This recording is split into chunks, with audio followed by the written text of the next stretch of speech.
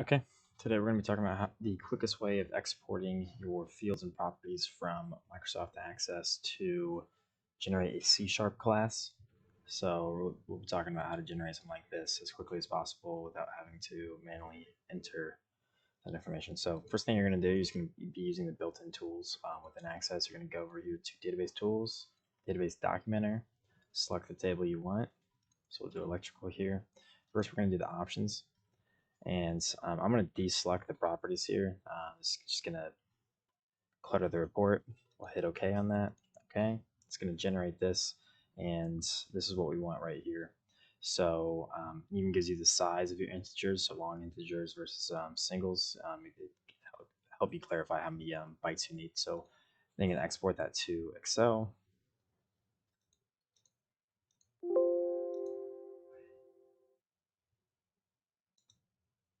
So this is the output within Excel. You're just going to come over here to column E, and starting with name, everything below it are all your properties. So we're just going to grab all these. I'm going to bring those over to a new document, and we're just going to do some formatting. So then we're going to do a type conversion. And we're going to do C# generation. So I'm going to make another table here that is access types, C# types.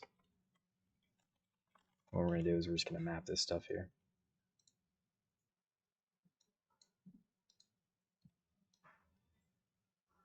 So we're going to take this, bring it here, remove duplicates. Now we only have the unique ones left.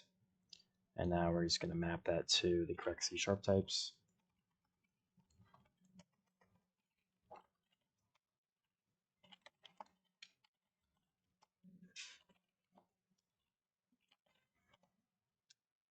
Okay, and then back here, pretty simple, it's just going to be a VLOOKUP. This is the value we're looking up.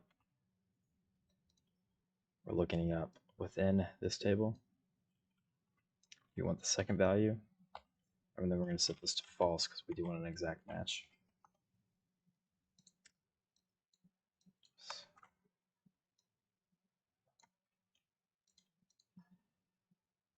And make sure that you put the $sign on your range. That way, as you fill this down, it does not move the range. And then lastly here, we're just going to use a concat function. So this concat needs different strings. We're going to do this. I'm sorry. We're first going to do